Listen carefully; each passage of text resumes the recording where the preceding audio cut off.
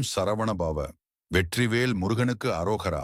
அன்பான ஆன்மீக நெஞ்சங்களே, தமிழ் கடவுளாம் அழகன் முருகப்பெருமானின் அவதாரத் திருநாளான வைகாசி விசாக நல்வாழ்த்துகள். ஒவ்வொரு ஆண்டும் வைகாசி மாதத்தில் வரும் விசாக நட்சத்திரத்தன்று இந்த திருவிழா மிக கோலாகலமாக கொண்டாடப்படுகிறது. சிவபெருமானின் நெற்றிக்கண்ணிலிருந்து வெளிப்பட்ட 6 தீப்பொறிகள் சரவணப் பொய்கையில் 6 குழந்தைகளாக மாறின. கார்த்திகை பெண்களால் வளர்க்கப்பட்ட அந்த 6 குழந்தைகளையும் அன்னை பார்வதி தேவி ஒன்றாக அணைத்த போது 6 முகங்களும் 12 கரங்களும் கொண்ட ஸ்ரீ மகா கந்தனாக நம் கார்த்திகேயன் அவதரித்த திருநாளே இந்த வைகாசி விசாகம். உலகில் அதர்மத்தை அழித்து தர்மத்தை நிலைநாட்டவும் சூரபத்மன் போன்ற அசுரர்களிடமிருந்து தேவர்களையும் மக்களையும் காக்கவும் ஞான பண்டிதன் அவதரித்த உன்னத நாள் இது. இந்த திருநாளில் முருகப்பெருமானின் அருளை முழுமையாக பெற நாம் நம் இல்லங்களில் என்ன செய்ய வேண்டும் என்று பார்ப்போம். வைகாசி விசாகத்தன்று அதிகாலையிலேயே பிரம்ம முகூர்த்தத்தில் எழுந்து விடுவது சிறப்பு. வீட்டை தூய்மைப்படுத்தி வாசலில் மாவிலை தோரணம் கட்டி அழகிய கோலமிட்டு வழிபாட்டை தொடங்க வேண்டும். பூஜை அறையில் முருகப்பெருமானின் திருவுருவப் படம் அல்லது சிலைக்கு அவனுக்கு மிகவும் பிடித்தமான செவ்வரளி, முல்லை அல்லது வாசனை மலர்களை கொண்டு அலங்காரம் செய்யுங்கள். முருகனுக்கு உகந்த நல்லெண்ணெய் அல்லது தூய பசு நெய் கொண்டு தீபங்களை ஏற்றி வையுங்கள். இன்று நாள் முழுவதும் முருகனின் சிந்தனையோடு இருப்பது நம் மனதிற்கு அமைதியை தரும்.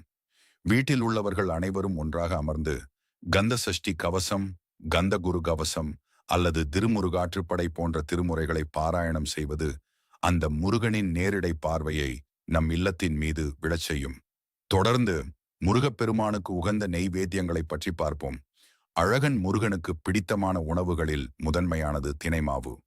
வைகாசி விசாகத்தன்று தினைமாவுடன் தூய தேன் மற்றும் நெய் கலந்து உருண்டைகளாகச் செய்து முருகனுக்கு படைக்கலாம். இது தவிர பச்சரிசி, வெல்லம் மற்றும் ஏலக்காய் மணத்துடன் கூடிய சர்க்கரை பொங்கல், பால் பாயசம் அல்லது பருப்பு பாயசம் செய்து நிவேதனம் செய்யலாம். பழனி முருகனின் நினைவாக வாழைப்பழம், பேரீச்சம்பழம், நாட்டு சர்க்கரை, தேன் கலந்த பஞ்சாமிர்தமும் செய்யலாம. ஒருவேளை இவை எதற்கும் வசதி இல்லாதவர்கள் கவலைப்பட தேவையில்லை. பத்திர புஷ்பம் பலம் தோயம் என்பார்கள். ஒரு தூய்மையான கிண்ணத்தில் பசும் பாலையும் ஏதேனும் ஒரு பழத்தையும் அன்போடு சமர்ப்பித்தாலே அந்த தகப்பன் சாமி மனமகிழ்ந்து நம்மை ஆசீர்வதிப்பார். ஏனெனில் முருகன் பார்ப்பது நம் பொருள்களை அல்ல, நம் தூய்மையான பக்தியை மட்டுமே. வைகாசி விசாகத்தன்று விரதம் இருக்க விரும்புபவர்கள் அதிகாலை முதல் மாலை முருகன் கோவில் சென்று வரும் வரை உணவேதும் உட்கொள்ளாமல் உபவாசம் இருக்கலாம். உடல்நிலை ஒத்துழைக்காதவர்கள் பால், பழங்கள் மட்டும் சாப்பிட்டு விரதத்தை கடைபிடிக்கலாம். மாலை நேரத்தில் அருகில் உள்ள முருகன் கோவிலுக்கு சென்று அங்கு நடக்கும் சிறப்பு அபிஷேக ஆராதனைகளில் கலந்து கொண்டு முருகனை தரிசித்த பிறகு விரதத்தை நிறைவு செய்ய வேண்டும்.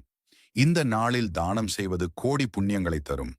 வைகாசி மாதம் வெயில் காலம் என்பதால் கோவிலுக்கு வரும் பக்தர்களுக்கோ அல்லது ஏழை எளியவர்களுக்கோ குளிர்ந்த நீர், மோர், பானகம் அல்லது அன்னதானம் வழங்குவது மிகவும் விசேஷமானது. உங்களால் முடிந்த ஒருவருக்கு ஒருவேளை உணவு அளித்தால் கூட அது முருகப்பெருமானுக்கு செய்யும் சேவையாக மாறும்.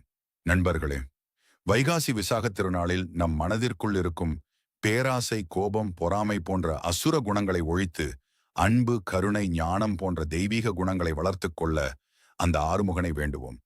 நம் இல்லங்களிலும் உள்ளங்களிலும் முருகன் அருள் என்றும் நிறைந்திருக்கட்டும். கஷ்டங்கள் நீங்கி நோயற்ற வாழ்வும் குறைவற்ற செல்வமும் உங்கள் குடும்பத்திற்கு கிடைக்கப் பெறட்டும். வேலும் மயிலும் துணை. வெற்றிவேல் முருகனுக்கு அரோகரா. வீரவேல் முருகனுக்கு அரோகரா.